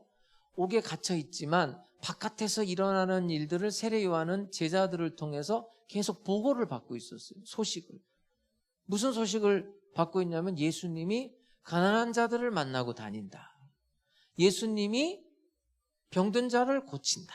예수님이 세리와 죄인의 친구다. 이런 소식을 그 제자들을 통해서 감옥에서 들은 거예요. 그런데 기가 막힌 거예요. 요한이. 뭐가 기가 막히냐면 세례 요한이 예수님을 메시아라고 소개를 했어요. 보라, 세상 죄를 지고 가는 하나님의 어린 양이로다. 그리고 요한복음에 보면 자기의 제자들까지도 예수님께 양보를 해요. 그런데 구약 성경에 나와 있는 그 메시아가 오면 정의가 이루어지고 악당들을 멸하고 이 사회에 부조리가 없어지고 예수님께서 그런 심판을 해야 되는데, 대변혁이 일어나야 되는데, 아니 기껏 예수님은 죄인들이나 만나고 다니고 가난한 자들이나 만나고 다니고 뭐 죄인들하고 밥이나 먹고 다니고 병자나 고치고 있다. 그 소식을 들어서 그 감옥에서 자기의 제자들을 예수님께 보내요. 그래서 묻죠. 뭐라고 물었어요? 우리가 마태복음 11장에서 봤잖아요. 우리가 기다리는 사람, 그 메시아가 당신이 맞습니까? 아니면 다른 사람을 기다려야 됩니까? 이렇게 물었단 말이에요. 그때 예수님이 뭐라고 말하냐면 가서 전해라. 옥에 있는 요한에게 가서 전해라. 보지 못하는 자가 보게 되고 걷지 못하는 자가 걷게 되고 듣지 못하는 자가 듣게 되고 가난한 자에게 복음이 전파된다고 하라. 그러면서 알듯 말듯 요상한 말 한마디를 더해요. 무슨 이야기를 하냐면 마태복음 11장 6절에 보면 이렇게 나와요. 누구든지 나로 말미암아 실족하지 아니하면 복이 있도다. 이렇게 말해요. 그러니까 요한의 제자들이 저게 뭔 뜻이지? 그러나 가서 전한 거예요. 요한한테. 나로 말미암아 실족하지 아니하는 자가 복이 있다고 합디다. 뭔 얘기지? 그 뜻이 뭔지도 모르는 상태에서 요한은 옥에서, 오늘 본문이에요, 헤로디아의 딸 살로메가 춤을 추고 헤롯이 나라의 절반이라도 줄 테니까 소원을 아뢰라. 목을 달래요. 그래서 죽었다는 거예요. 그래서 세례 요한의 제자들이 그 소식을 듣고 시체를 가져다가 장사한 다음에 예수님께 가서 보고했다는 거예요. 자, 그러면 그때 예수님의 표정, 예수님의 응답은 뭐였느냐? 아무런 응답이 없어요. 예수님의 속내를 드러내질 않아. 볼까요, 한번? 자, 마태복음 오늘 본문 12절 13절을 한번 연결해서 읽어볼게요. 자, 요한의 제자들이 와서 시체를 가져다가 장사하고 가서 예수께 아뢰었어요. 그런데 예수님이 반응이 없어요. 자, 예수께서 들었거든요. 아무 반응이 없어요. 아무 말이 없어요. 아무 표정이 없어요. 예수께서 들으시고 배를 타고 떠나사 따로 빈들에 가시니 무리가 듣고 여러 고을로부터 걸어서 따라갔다. 여러분, 지금 세례 요한의 제자들이 예수님께 가서 요한이 죽었어요. 그럴 때 예수님이 어떻게 나올 거라고 기대했을까요? 뭐야? 세례 요한이 죽다니. 세상에. 그런 악인의 생일날, 의인인 세례 요한이 죽었다고? 뭐 욕을 하든지 좀 분노를 하든지, 예? 뭐 그래야 위로가 될 거 아니에요. 그런데 아무 말 없어요. 표정도 없어. 그냥 조용히 배 타고 다른 빈들로 나갔다는 거예요. 왜? 왜 예수님은 여기서 침묵하셨을까? 제가 그걸 설명해 드리려고. 왜 세례 요한의 죽음을 두고 예수님은 왜 아무 말이 없을까? 왜 아무 표정이 없을까? 세례 요한이 죽었다는 이야기를 듣고 왜 예수님은 말이 없냐? 나중에 얘기를 해요. 나중에. 뭐라고 얘기하나 볼게요. 17장에 가면 이런 이야기가 나요. 17장으로 한번 건너뛰어 볼게요. 마태복음 17장 12절 13절에 보면 내가 너희에게 말하노니 엘리야가 이미 왔을 때, 이 엘리야가 세례 요한을 가리키는 거예요. 엘리야가 이미 왔을 때 사람들이 알지 못하고 임의로 대우하였도다. 그러면서 뭐라고 말하냐면 인자는 예수 자신을 가리키는 거예요. 인자도 이와 같이 세례 요한 같이 그들에게 뭘 받으리라? 고난을 받으리라 하시니 그제서야 제자들이 예수께서 말씀하신 것이 세례 요한인 줄을 깨달으리라. 무슨 얘기냐면요, 세례 요한이 죽었다는 소식을 들었을 때 예수도 자기의 죽음을 생각한 거예요. 그래서 말이 없는 거예요. 아무 말이 없었던 거예요. 왜요? 인자도 그와 같이 세례 요한 같이 그들에게 고난을 받아야 될 거다. 예수님은 요한의 죽음을 들으면서 이제 자기의 갈 길을 가는 거예요. 십자가 골고다 언덕의 길을 비장하게 걸어가고 있는 거예요. 예수님은 세상적인 방법으로 복수하려고 하지 않았어요. 마치 도살장에 끌려가는 양처럼 아무 말이 없이 자기도 그 길을 가는 거예요. 여러분, 우리가 지금 사는 인생이 다 이런 거예요. 세례 요한이 갔던 그 길, 예수님이 갔던 그 길, 우리도 지금 살아내고 있는 거예요. 여러분, 답이 없는 길을 지금 여러분과 내가 가고 있어요. 제가 이번 주에도 상담을 하는데 하나님의 뜻이 뭐냐고 나한테 묻는 거예요. 네? 내가 어떻게 그걸 답을 말해줘요? 나도 몰라요. 지금 나는 내가 가는 길도 모르는데, 이번 주에는 내 친구가 기가 막힌 이야기를 하더라고요. 내 친구 하나는 한 교회에서 자기가 개척해가지고 젊었을 때부터 지금 25년째 한 교회에서 목회를 하고 있어요. 그러니 그 성도들이 얼마나 그 목사님하고 친하겠어요. 잘해주고 자식들도 교육 잘 시켜놓고 너무 좋죠. 성도들하고 관계가. 자기가 25년을 개척해가지고 왔는데, 그런데 고민이 있다는 거예요. 소명. 나 정말 부름 받은 거 맞나? 25년이 지난 지금 소명 이야기를 꺼냈어요, 나한테. 근데 그건 나도 고민하는 거거든요. 그래서 내가 그랬어요. 야, 너는 진짜 목사구나. 가짜 목사는 그런 고민 안 해.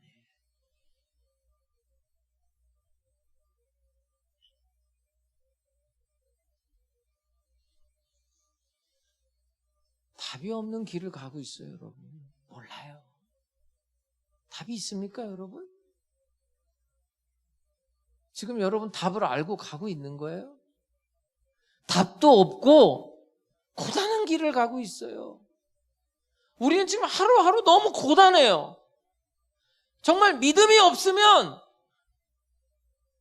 한 발자국도 앞으로 갈 수 없는 그런 길을 걷고 있는데, 지금 우리에게 필요한 게 뭐냔 말이에요. 그 대답을 헤롯이 한 거예요. 헤롯이. 저거 봐라, 저거 봐라. 세례 요한이 살아났구나. 그래서 그 능력이 저기서 역사하고 있구나. 여러분, 우리에게 필요한 거는 예수 그리스도의 부활의 생명의 능력이 우리의 현실 속에 나타나는 거예요. 그거밖에 없어요, 답은. 여러분들이 지금 답도 없는 길을 가면서, 고단한 인생길 가면서 믿음 없이는 한 발자국도 못 내딛는 그런 길을 가면서 뭐 돈 좀 생겼다고 그게 해결이 돼요? 명예를 얻었다고 그게 해결이 돼요? 사업이 좀 잘 됐다고 그게 해결이 될 것 같아요? 지금 나의 현실 속에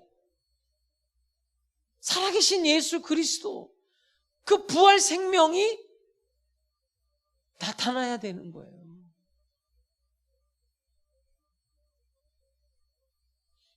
예를 들면 천국이라는 게 여러분 죽어서 가는 무슨 보증수표예요, 여러분들? 예? 천국으로요, 죽어서만 가는 곳이라고 생각하면 지금 현실이 너무 힘들죠. 그 천국이라는 곳은 당연히 죽어서도 가지만 여러분들이 지금 살아내고 있는 그 현실 속에서도 천국을 맛봐야 되는 거예요. 죽어서만 갈 수 있는 천국이 아니에요. 성경은 천국을 그렇게 말하잖아요. 회개하고 복음을 믿어라. 천국이 가까이 왔느니라. 그 천국은 네 안에 있다. 지금 예수가 이 땅에 오심으로, 천국이 뭐예요? 예수님과 함께 하는 곳이 천국이죠. 예수님 없으면 그건 천국 아니죠. 근데 오늘 성령과 우리가 함께 한다면 거기가 천국이죠. 왜 그것을 맛보지를 못합니까? 그러면 힘들어요. 신앙생활 너무 고달프죠. 여러분, 기도생활이라는 게요, 기도하라면 목사님 기도하는 게 힘들어요. 내가 한번 설명해 볼까요? 그거는 잘못된 거예요. 왜요? 여러분들 연애하면서 혹은 부부간에 나는 남편하고 같이 있는 게 너무 힘들어요. 그런 거랑 똑같은 거예요. 나는 아내랑 같이 있는 게 너무 힘들어요. 그거랑 똑같은 거예요. 기도가 힘들다는 거예요. 기도는 하나님과의 대화예요. 하나님의 임재를 느끼는 거라고요. 그냥 속된 말로 하나님과 연애하는 게 기도라니까요. 오늘 우리에게 필요한 건 바로 이거예요. 답이 없는 길을 가고 있어요? 고단한 길을 가고 있어요? 믿음이 없이는 한 발자국도 나아갈 수 없는 그런 우리의 현실이에요. 지금 우리가 겪고 있는 그 현실이. 어떤 힘으로 이걸 버티냔 말이에요. 어떤 힘으로. 뭘로 이걸 버틸 수 있을까요? 답도 없는데. 고단한데.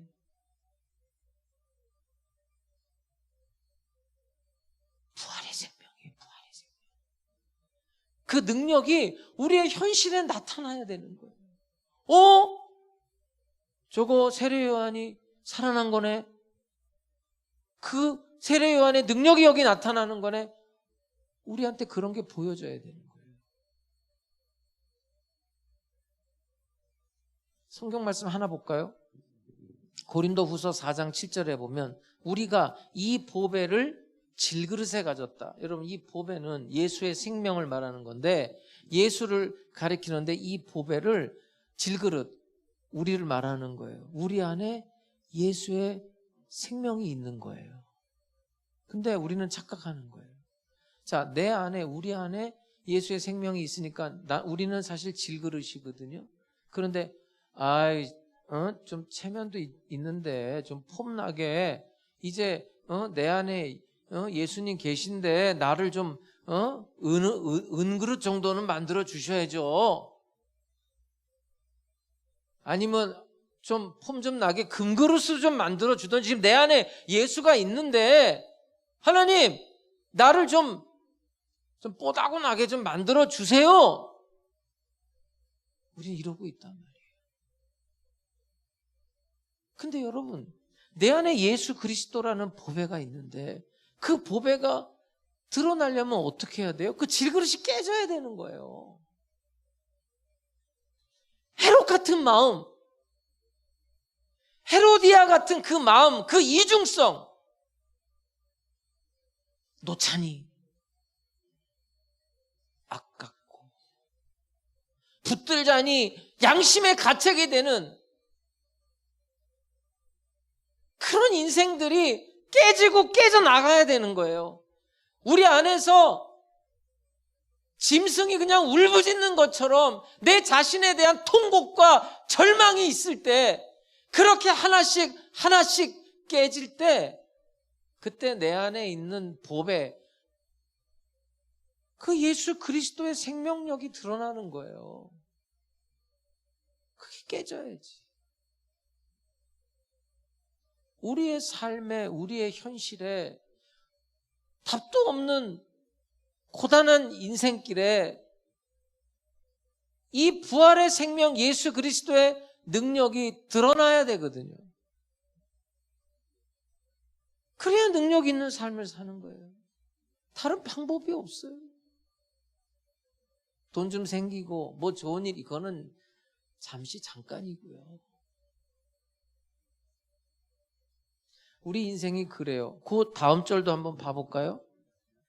4장 8절 11절에 보면 우리 인생이 다 이런 삶이에요. 우리가 사방으로 우겨쌈을 당해요. 그래도 쌓이지 아니한다는 거예요. 답답한 일을 당해요. 그래도 낙심하지 아니한다는 거예요. 박해를 받아요. 그런데 버림받지 아니하여.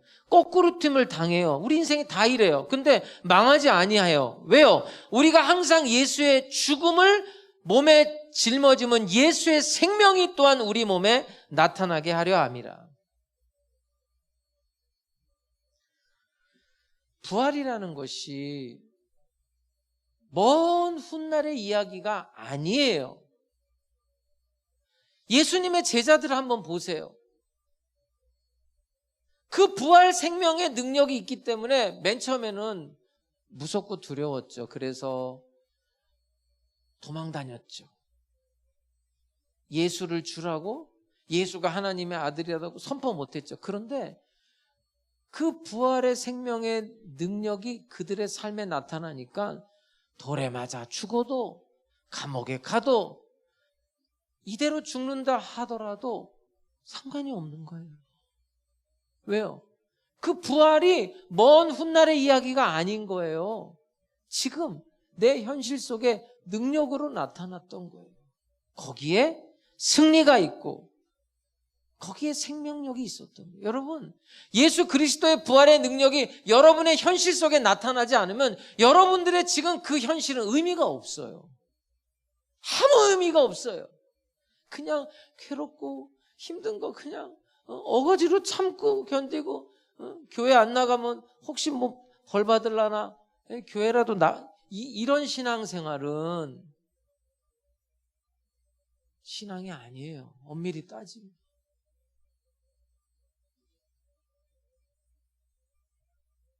오늘도 여러분들이 지금 저 성전 문을 딱 박차고 나가는 그 순간부터 여러분의 이 현실의 세계는 답이 없는 인생이에요. 고단한 인생이고 정말 믿음이 없이는 한 발자국도 갈 수 없는 길을 여러분들이 지금 또 가야 돼요. 이 한 주간의 삶에도 그 예수 그리스도의 부활의 생명의 능력이 여러분의 현실 속에 그대로 나타나서, 그래야 내 어렵고 힘든 이 삶이 의미가 있는 거예요. 주님과 함께, 오늘도 주님과 동행하며 한 걸음 한 걸음 그렇게 살다가 다음 주에 또 와서 하나님께 감사드리고 찬양드리고 예배드릴 수 있는 우리 하나님 순복음의 백성들이 될 수 있기를 주님의 이름으로 축복합니다. 반드시 주님께서 기쁨의 날을 주셔요. 찬양합니다. 기쁨의 날 주시네.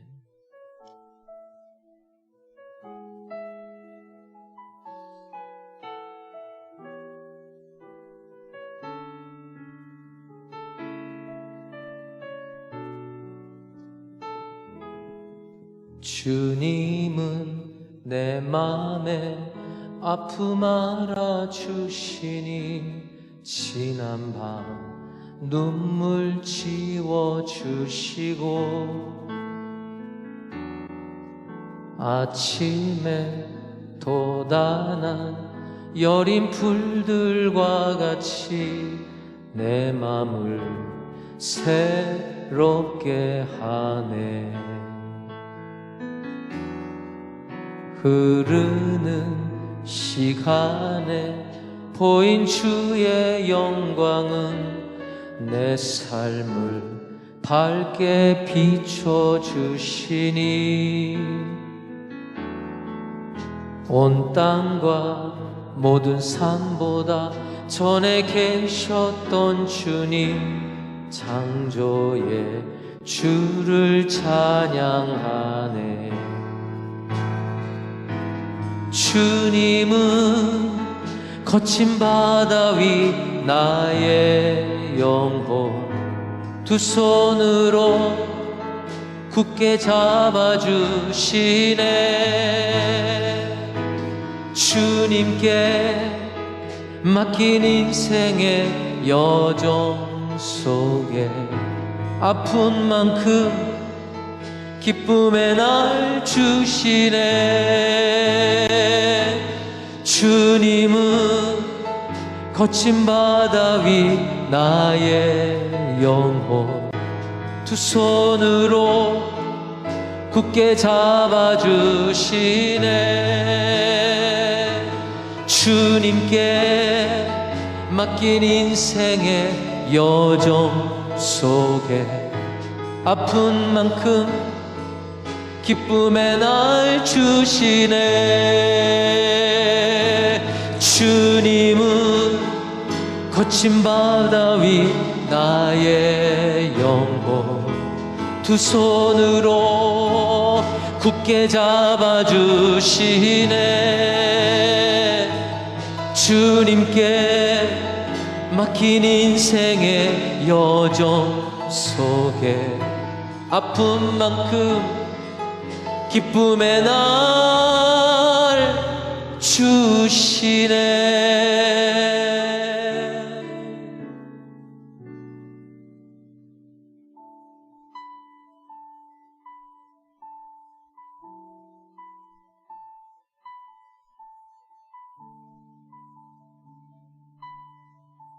여러분, 이제 이 성전 밖을 나가면서부터 여러분의 숨결 그 호흡에도 여러분의 발걸음 그 하나하나에도 예수 그리스도의 생명력이 있는 제자의 모습이 드러나야 돼요. 그래야 여러분의 삶은 의미가 있는 거예요.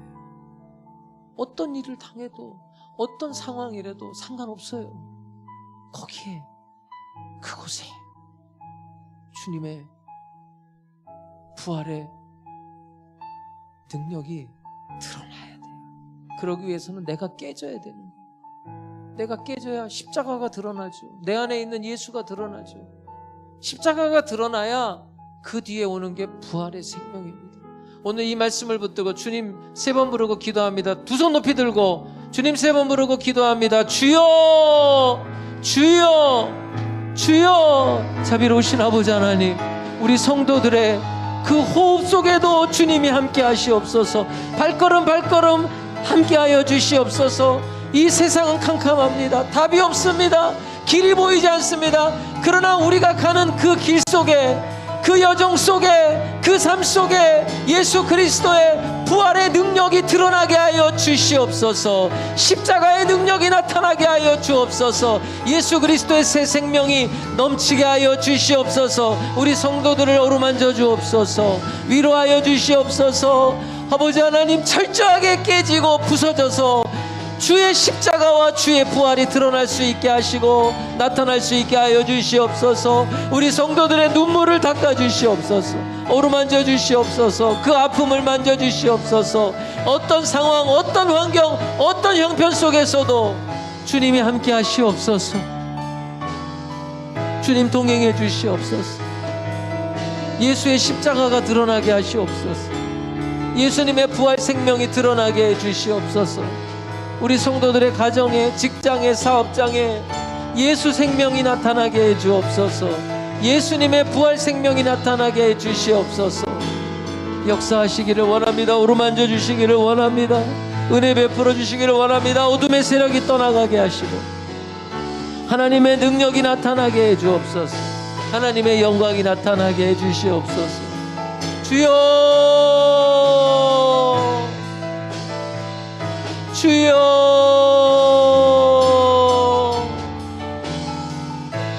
주여 도와주시옵소서. 주여 상처받은 영혼들 어루만져 주시고 새로운 용기를 주시옵소서. 새로운 힘을 주시옵소서. 새로운 믿음을 주시옵소서. 반드시 이겨내게 해 주시옵소서. 이 한 주간도 세상에 나아가서 승리하고 돌아올 수 있게 해 주시옵소서. 세상 한복판에서 예수 그리스도의 십자가와 예수 그리스도의 부활의 생명이 나타날 수 있게 해 주시옵소서. 드러나게 해 주시옵소서. 오 아버지 역사하시옵소서. 오 아버지 은혜 내려주시옵소서.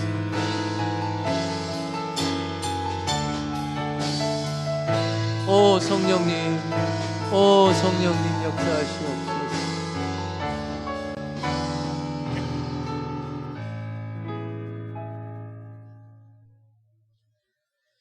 가슴에 손을 얹고 기도하겠습니다.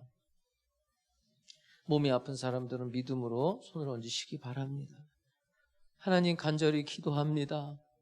우리의 숨결 가운데도 우리의 발걸음 가운데도 예수 그리스도의 제자됨이 있게 하시고 이 캄캄한 세상, 답도 없는 인생길, 고단한 인생길 속에서도 예수 그리스도의 생명력이 그대로 드러날 수 있게 해 주옵소서. 우리 성도들의 삶에 어떤 상황, 어떤 처지에 있다 하더라도 하나님의 은혜로 승리하게 하여 주시옵소서. 원수마귀 흑암의 세력을 묶어주시고 새로운 용기와 새로운 믿음을 허락해 주셔서 다시 앞으로 행진할 수 있게 하여 주시옵소서. 하나님의 능력이, 성령의 능력이 우리 성도들의 현실 가운데 드러날 수 있게 해 주시옵소서. 오늘도 병든 자를 주님께서 치료해 주시고 문제마다 주님이 해결하여 주시옵소서. 가정에, 직장에, 사업장에, 우리의 모든 관계 속에 하나님의 영광과 능력이 나타나게 해 주옵소서. 영혼이 잘됨 같이 범사에 잘되고 강건하며 생명을 얻되 풍성히 얻게 해 주시옵소서. 예수님의 이름으로 기도드립니다. 아멘. 사랑하는 성도 여러분, 이 한 주간도 여러분이 어디를 가든지 누구를 만나든지 어느 곳에서 무엇을 하든지 예수님의 생명력이 넘쳐나서 반드시 승리하고 또 우리 다음 주일에도 하나님께 찬양과 영광의 예배를 올려드리게 될 줄로 믿습니다. 이 시간 하나님께 예물 드리겠는데요, 기쁜 마음으로 즐거운 마음으로 드린다는 의미로 우리 박수로 하나님께 영광 돌리고 예물 드리겠습니다.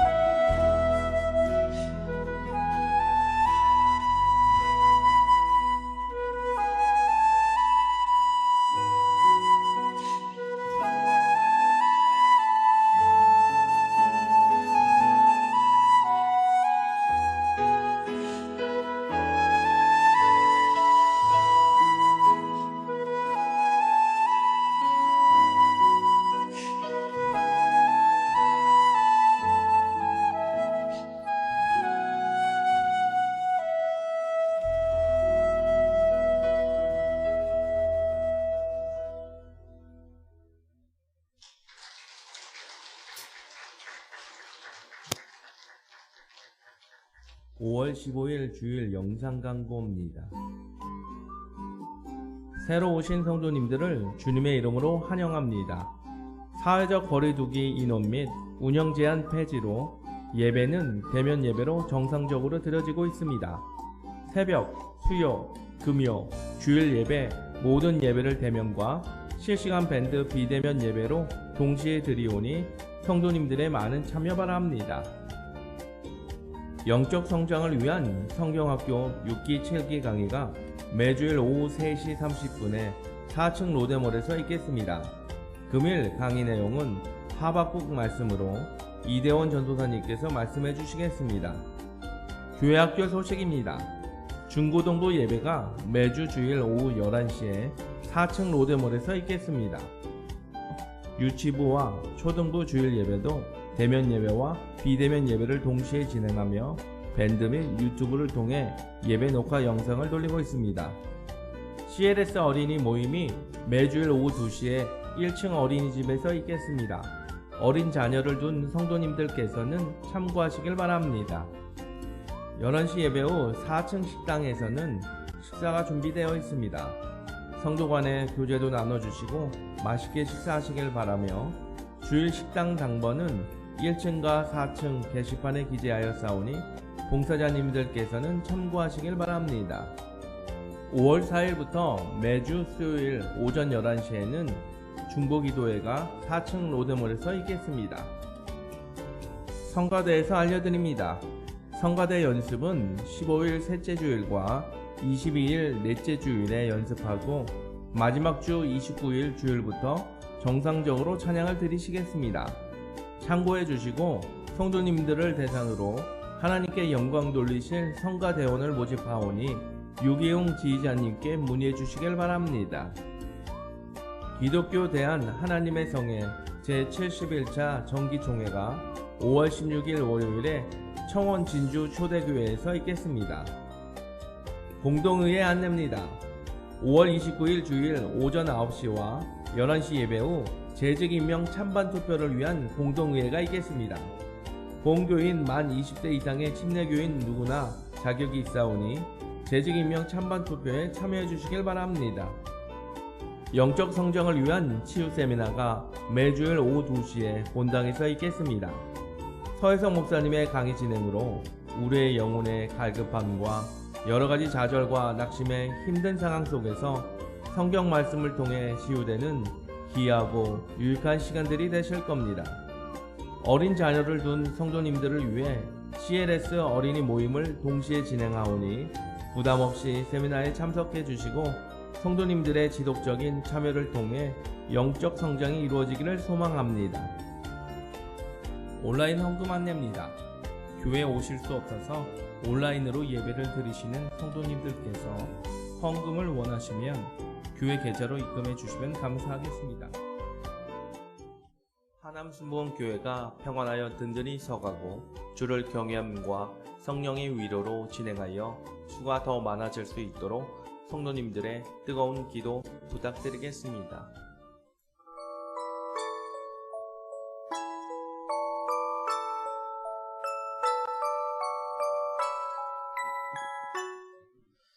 예, 2주 후에 투표를 할 겁니다. 우리 이창희 장로님이 이제 위원장이 되셔서 이제 장로님들하고 이렇게 장로 장립 받으실 분, 그 다음에 권사 취임하실 분, 또 집사 안수 받으실 분, 그 다음에 이제 서리 집사는 임명입니다. 이렇게 해서 투표는 안수 집사 되실 분들하고 권사님 되실 분들, 장로님 되실 분들을 투표를 하는데 그 투표 명단에 올리는 심사는 우리 이창희 장로님을 비롯한 몇 분 장로님이 하시도록 하겠습니다. 그렇게 해서 진행을 하겠습니다. 그래서 아직 결론이 안 나서 명단은 아직 발표를 안 하고 있고요. 어쨌든 투표하기 전까지는 명단이 나올 겁니다. 여러분들께서 혹시 그런 이제 임직에 대한 권고를 받으면 이건 명예가 아니에요, 여러분.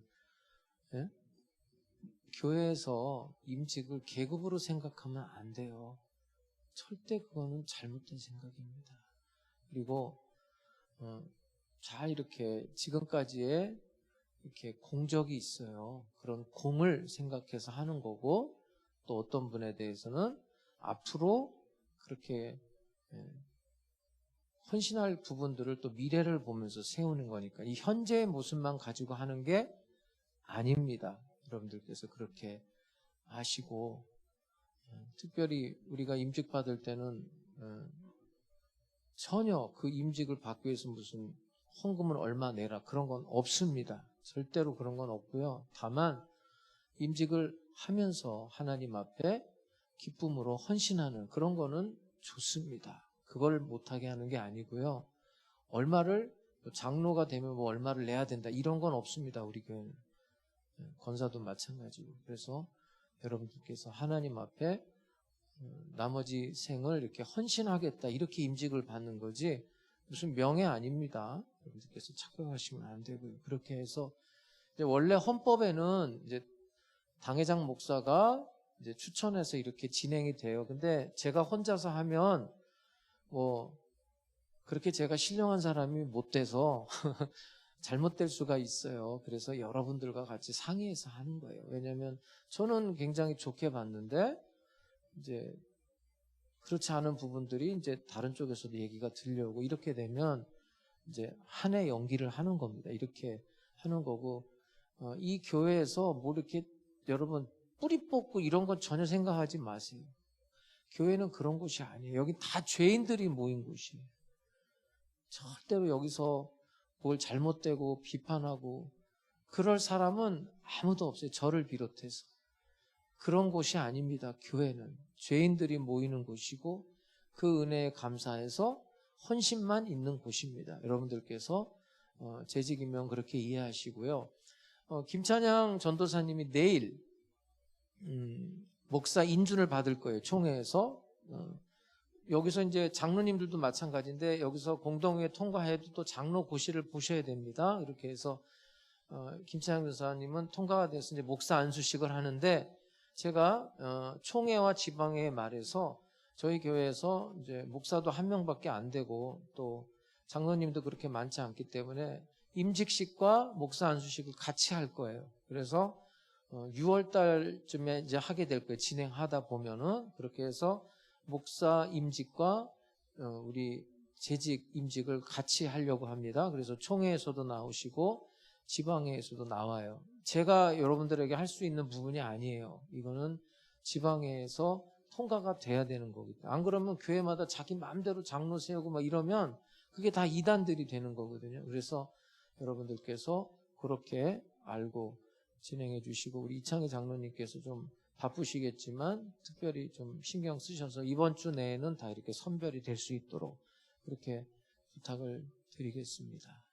그 다음에 이제 여러분들 그 헌금 주보에 보면 특별 헌금 이게 뭔가 좀 궁금해 하실 것 같아서 여기 특별 헌금 하신 분들이 사실은 이름을 내기를 원하지 않으셨지만 또 이런 건 분명히 좀 할 필요가 있어서 제가 명단을 넣습니다. 제가 내일 그 총회에서 그 총무로 출마를 해요. 그래서 원래는 이제 경선하고 투표하는데 추대를 합니다. 그래서 그 전에 다 조정을 해서 한 사람씩만 출마를 해서 추대식으로 하거든요. 그래서 아마 별 이변이 없는 한 내일 아마 총무로 거기서 추대를 받을 거예요. 그래서 교회에서 이제 총회에 이제 헌금을 하는 부분이 있어요. 액수가 굉장히 큰데 우리 장로님들이 지금 작년에도 그랬고 재작년에도 그랬고 이렇게 계속 해주셨는데 조금 이제 제가 이제 다른 성도한테도 좀 부탁하고 여기 이름은 안 나왔지만 또 무명으로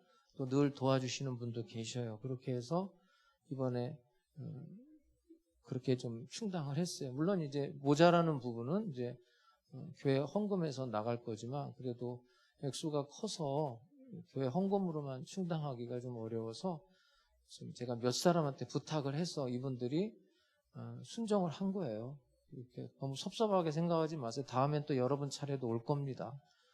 어떤 사람들은 가끔 그런 분들이 있어요. 내가 이제 뭐 이렇게 뭐 물건 같은 거 살 때 한 10사람 이렇게 해서 100만 원씩 해서 1000만 원짜리 하나 사고 그런 일들이 좀 있는데 나중에 와서 자기한테는 왜 말 안 했냐고 그러더라고요. 내가 그랬어요. 말하면 안 줄 것 같아서 말 안 했다고, 다음엔 얘기하겠다고, 고맙다고 그러는데, 기회는 많으니까 걱정하지 마시고 정말 너무 감사한 분들이에요. 그래서 이런 부분들은 제가 뭐 개인적으로 쓰는 돈이 아니라 교회에 다 이렇게 액수까지도 다 정확하게 기록되어 있고요. 이렇게 해서 진행되는 거니까 여러분들께서 그렇게 이해해 주시기를 바라고요. 교육자들이나 우리 장로님들이 이제 권면하셔가지고 좀 재직으로 좀 이렇게 했으면 좋겠다 그랬을 때 웬만하시면 거절하지 마시고 거기에 응해 주시기를 주님의 이름으로 부탁을 드립니다. 그렇게 응해도 성도들이 투표해서 떨어뜨릴 수도 있는 거니까 그냥 응하세요. 그렇게 거절하지 마시고. 그래서 뭐 떨어지면 하나님 뜻 아닌 걸로 알면 되는 거잖아요. 그렇게 해서 하시면 될 것 같습니다. 우리 장로님들 기도하시면서 인선해 주시고, 물론 최종적으로는 제가 결제를 하겠지만 우리 교역자들하고 장로님들께서 좀 수고를 해 주시기를 부탁을 드리고, 또 저를 위해서도 내일 총회에 가는데 기도해 주시기를 부탁을 드리겠습니다. 다시 한번 이렇게 특별 헌금을 해 주신 분들께 감사드리고, 특별 헌금 했으니까 저도 특별 기도하고 있습니다. 너무 감사하고, 제가 여러분들은 아마 교회에 대한 인식이 우리 교회 요거밖에 없을 거예요. 그러나 교회는 하나예요, 여러분. 성경이 말하는 교회는 예수 그리스도가 머리 대신 그런 우주적인 하나의 교회입니다. 하나님께서 언제까지 저를 이렇게 쓰실지 모르겠어요. 지금 굉장히 넓게 뻗어나가고 있는데요. 장로님들이나 여러분들이 이렇게 도와주시고 협조해 주니까, 이 교회라는 게 있으니까, 우리 하남 순복음 교회라는 게 있으니까 내가 나가서 일하는 거지 어림도 없습니다. 그래서 여러분들께서 물질뿐만 아니라 늘 기도해 주시고, 또 저는 여러분밖에 없어요. 다른 생각 안 하고 사는 사람이에요.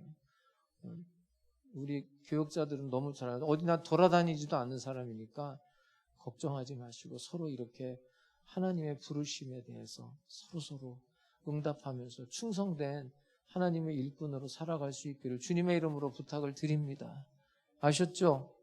네. 그래서 이번에 또 재직임명 이렇게 받아서 하나님께 헌신하면서 이렇게 남은 생에 살 수 있기를 바랍니다. 기도하겠습니다. 자비로우신 아버지 하나님, 감사합니다.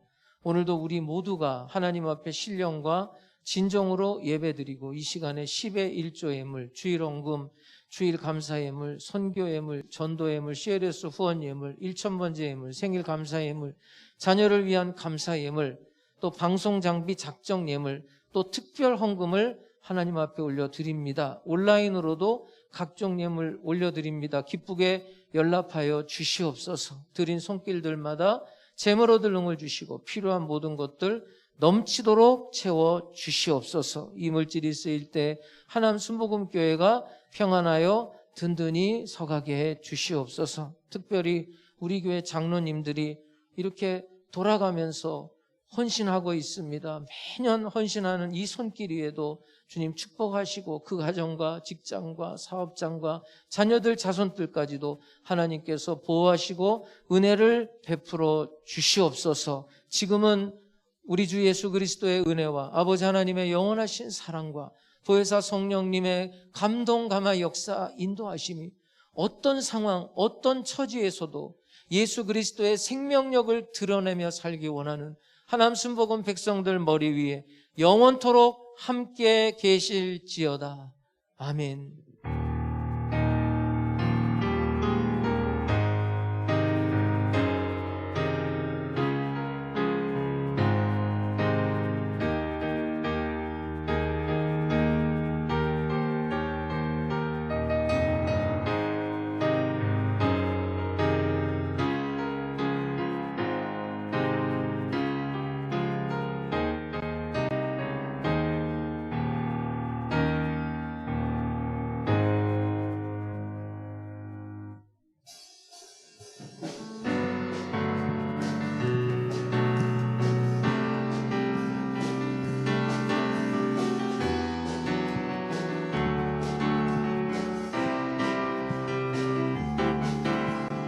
주님의 임재 앞에서 권능의 날개 아래서 그의 능하신 행동을 인하여 찬양해. 주님의 임재 앞에서, 주님의 임재 앞에서, 권능의 날개 아래서 그의 능하신 행동을 인하여 찬양해. 주의 나라, 주의 나라, 주의 권세 찬양 중에 임하네.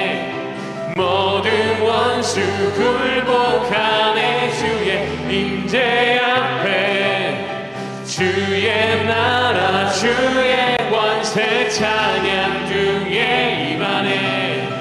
모든 원수 굴복하네. 내가 춤을 출게. 다윗처럼 춤을 추면서 전심으로 주를 즐거워하라. 모든 만물들아 찬양하라. 영원히 영원. 다윗처럼 춤을 추면서 전심으로 주를 즐거워하라. 모든 만물들아 찬양하라. 영원히 영원. 다윗처럼 춤을 추면서 전심으로 주를 즐거워하라. 모든 만물들아 찬양하라. 영원히 영원.